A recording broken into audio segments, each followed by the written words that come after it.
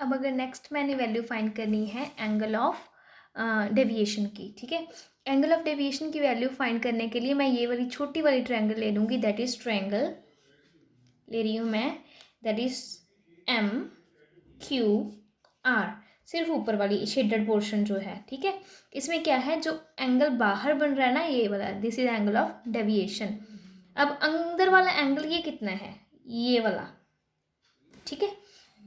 अब ये देखना, अगर ये एंगल ऑफ इंसिडेंस है तो देखो ये वाला और ये वाला एंगल हमने जो लाइंस में किया है, जो इंटरसेक्शन करती हैं दोनों लाइंस, और उसका ये और ये वाला एंगल इक्वल है, ठीक है, इक्वल होता है।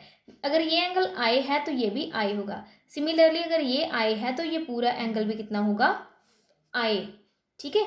लेकिन मैंने क्या है, मैंने ऊपर इतनी वाली ट्रायंगल ली हुई है, छोटी वाली, देखो इतनी वाली, ठीक है। तो उस ट्रायंगल में मुझे नीचे वाला एंगल R1 दिया है, लेकिन मैं जो ऊपर वाली ट्रायंगल ली है मैंने सिर्फ इतना एंगल निकालना है। टोटल एंगल I है, इतना एंगल R1 है, तो ऊपर वाला ये वाला एंगल जो आ जाएगा that is I minus R1। Okay. Similarly अगर इस साइड की बात करूं तो इस साइड में ये पूरा वाला एंगल क्या आएगा, अगर ये E है तो पूरा वाला एंगल, सिमिलरली अगर ये E है तो पूरा एंगल कितना आ गया, E। लेकिन जो ट्रायंगल है वो ऐसे यहाँ पे है ना, ट्रायंगल ऊपर है ना, तो ये वाला एंगल कितना है, R2। अगर मैंने ट्रायंगल के अंदर वाला एंगल, ये वाला एंगल निकालना है तो टोटल माइनस दिस, टोटल कितना है E माइनस दिस R2, ठीक है। ये और ये वैल्यू, एंगल की वैल्यू आ गई। अब देखो, जब भी कोई ट्रायंगल में जो एक्सटीरियर एंगल होता है, ट्रायंगल में जो एक्सटीरियर एंगल होता है वो किसके इक्वल होता है, वो उसके ऑपोजिट जो एंगल्स दो आएंगे उनके ऐड के इक्वल होता है, ठीक है। ये ट्रायंगल की प्रॉपर्टी है, I think so you have read this in 9th class के। ट्रायंगल की प्रॉपर्टी है, जो एक्सटीरियर एंगल होता है वो उसके ऑपोजिट जो एडजेसेंट वाला नहीं, नेक्स्ट वाले जो बाकी दो हैं उनके प्लस के इक्वल होता है। तो क्या आ गया, angle of deviation is equal to this angle plus this angle, I minus R1 plus E minus R2, ठीक है। अब देखो I एंड E को मैंने सेपरेट ले लिया, I1 minus R1 plus E minus R2, I plus E को मैंने अलग ले लिया, माइनस R1 माइनस R2, ठीक है। अब देखो दोनों में से मैंने माइनस को कॉमन निकाल लिया तो आ गया R1 प्लस R2, ठीक है, माइनस को बाहर निकाल दिया। अब I माइनस E तो ठीक है, जो R1 प्लस R2 है वो मैंने ऊपर किया है, that is equal to angle of prism, तो ये मैंने लिख दिया। अब देखो ये एंगल ऑफ डेविएशन की वैल्यू आ गई, angle of incidence plus angle of emergence minus angle of prism is equal to angle of deviation. अगर मैं देखूं तो अगर मैं क्या बोलूँगी, जो एंगल ऑफ डेविएशन है वो किस पे डिपेंड करता है, इंसिडेंस एंगल पे, इमर्जेंस एंगल पे एंड एंगल ऑफ प्रिज्म पे डिपेंड करता है, ठीक है। अब देखो, तो इसमें मुझे, अगर मैं इसमें ग्राफ प्लॉट करूँगी ना एंगल ऑफ डेविएशन का एंड एंगल ऑफ इंसिडेंस का, अगर मैं ग्राफ प्लॉट करूँगी तो I will show you the graph. तो उससे क्या आएगा, देखो angle of deviation and angle of incidence में ग्राफ प्लॉट किया तो ग्राफ कुछ ऐसा आएगा, ठीक है। Minimum value angle of deviation की कब आएगी, जब incident angle and angle of emergence दोनों इक्वल आ गए तो एंगल ऑफ डेविएशन की वैल्यू मिनिमम आएगी। अगर उससे इधर वाली साइड पे अगर हम एंगल ऑफ इंसिडेंस को इंक्रीज करेंगे, ठीक है, एंगल ऑफ इंसिडेंस इंक्रीज हो रहा है ना, यहाँ से लेके यहाँ तक देखो इंक्रीज हो रहा है, तो ये वैल्यू क्या है, डेविएशन की डिक्रीज हो रही है। लेकिन एक पर्टिकुलर पॉइंट पे जाके जब angle of incident and angle of जो इमरजेंस है वो इक्वल हो जाते हैं, उसके बाद अगर एंगल ऑफ इंसिडेंस इंक्रीज करेगा तो उसके साथ एंगल ऑफ डेविएशन भी इंक्रीज होना चले जाएगा। पहले डिक्रीजिंग पाथ फॉलो कर रहा था, फिर इंक्रीजिंग पाथ फॉलो करेगा। किस पॉइंट पे जाके ये डिफरेंस आएगा, जहाँ पे angle incident angle of emergence दोनों इक्वल हो जाएंगे, ठीक है। ये ग्राफ जो है इंपॉर्टेंट है, you have to remember this graph, ठीक है। तो अब क्या है, एंगल ऑफ मिनिमम डेविएशन, ठीक है। मिनिमम डेविएशन देखो, मिनिमम कहाँ पे डेविएशन हुई है, डेल्टा डेविएशन ही तो शो कर रहा है कितना डेविएट कर रहा है। जब angle of I is equal to angle of incident हो गया तो जो हमारे डेल्टा एंगल ऑफ डेविएशन है वो angle of deviation angle minimum आएगा, ठीक है, इस केस में। नाउ अगर मैंने एंगल ऑफ डेविएशन मिनिमम की वैल्यू निकालनी हो तो मैं कैसे निकालूंगी, ठीक है। हमेशा याद रखना, जिस केस में एंगल ये मिनिमम आएगा उस केस में angle of incidence equal to angle of emergence है, और साथ ही साथ में जो मेरे अंदर दो एंगल बन रहे थे R1 एंड R2 वो भी दोनों इक्वल होते हैं, ठीक है। ये दोनों कंडीशंस अगर ये सेटिस्फाई करेगी तो अपने आप ही ये सेटिस्फाई कर जानी है। ये दोनों कंडीशंस हैं तो आपका जो एंगल ऑफ डेविएशन है वो मिनिमम बनेगा। ओके, अब अगर मैंने एंगल ऑफ डेविएशन की वैल्यू निकालनी हो तो मिनिमम एंगल ऑफ डेविएशन की, ठीक है। एक तो मुझे पता है कि ए जो थी वो R1 + R2 के इक्वल थी, ठीक है, जो मैंने पीछे डेरिवेशन से सॉल्व किया है, ठीक है।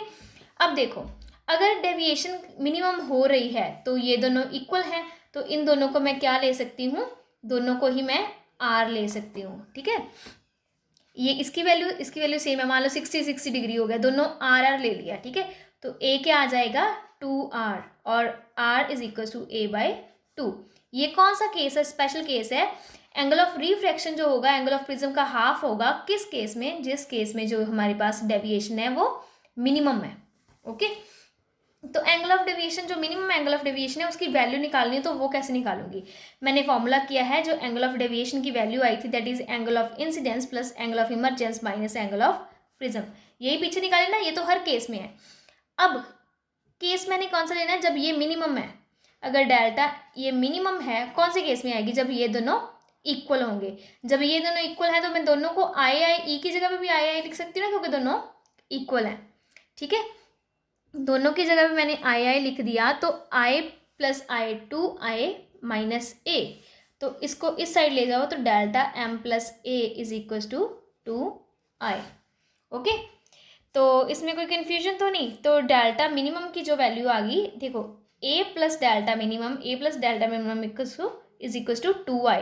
ये कौन से केस में आएगी कंडीशन, सिर्फ उस केस में आएगी जब एंगल ऑफ डेविएशन मिनिमम है and angle of incidence and emergence दोनों सेम है। अगर मैंने अकेले एंगल ऑफ इंसिडेंस की वैल्यू निकालनी हो तो जो 2 इधर मल्टीप्लाई में था वो उधर जाके डिवाइड हो गया और ये कंडीशन आ गई। Okay, angle of incidence = 1/2 angle of prism plus angle of deviation, किस केस में, जिस केस में एंगल ऑफ डेविएशन मिनिमम है और angle of incidence = angle of emergence है, ठीक है।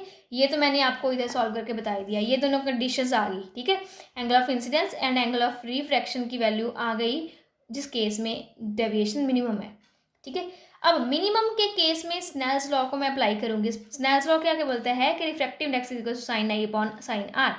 I और R की वैल्यू मैं वो वाली फिल कर दूंगी, ठीक है। ये जो यहाँ से निकालिए A + डेल्टा/2 एंड A/2, ये वैल्यू आ गई रिफ्रैक्टिव इंडेक्स ऑफ प्रिज्म, किस केस में, जिस केस में मेरी डेविएशन जो है दैट इज मिनिमम। ओके, किसी और केस में लगाओगे तो ये फॉर्मूला सिर्फ उसी केस में लगेगा जिस केस में angle of incidence and emergence equal है और डेविएशन मिनिमम है, सिर्फ उसी केस में लगना है, ठीक है।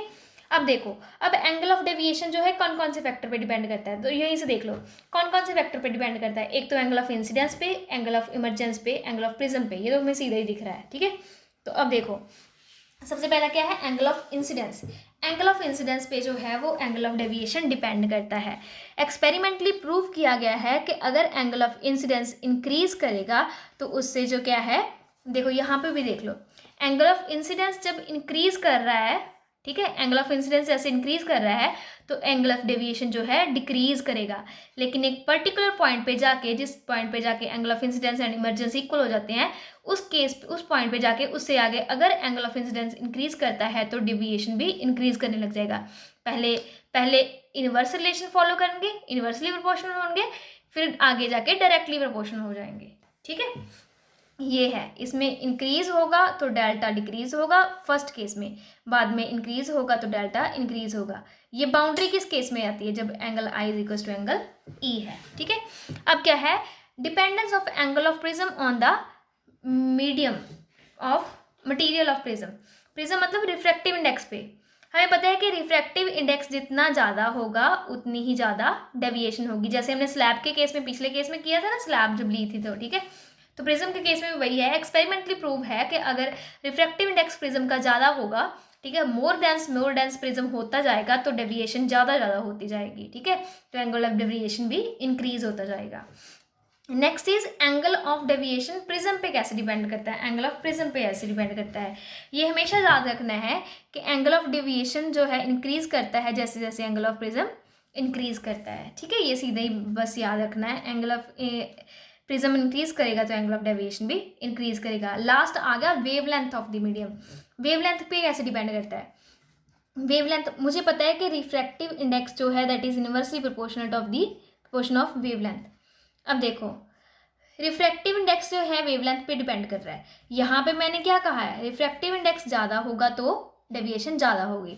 अब देखो वेवलेंथ पे रिफ्रैक्टिव इंडेक्स वेवलेंथ पे डिपेंड कर रहा है, वेवलेंथ के इन्वर्सली प्रोपोर्शनल है, ठीक है, ये वाली चीज़ वेवलेंथ के इन्वर्सली प्रोपोर्शनल है, तो ये आपस में डायरेक्टली हैं, तो ये वेवलेंथ के इन्वर्सली है तो ये भी वेवलेंथ के इन्वर्सली होगा। इसका मतलब क्या है, अगर वेवलेंथ इंक्रीज करेगी तो जो डेविएशन है वह डिक्रीज करेगी। वेवलेंथ इंक्रीज करेगी कैसे, रेड लाइट की वेवलेंथ सबसे ज़्यादा है, रेड लाइट की वेवलेंथ ज़्यादा है, उस रेड लाइट के लिए प्रिज्म का रिफ्रैक्टिव इंडेक्स कम होगा और उसमें रेड लाइट में डेविएशन प्रिज्म में भी कम होगी।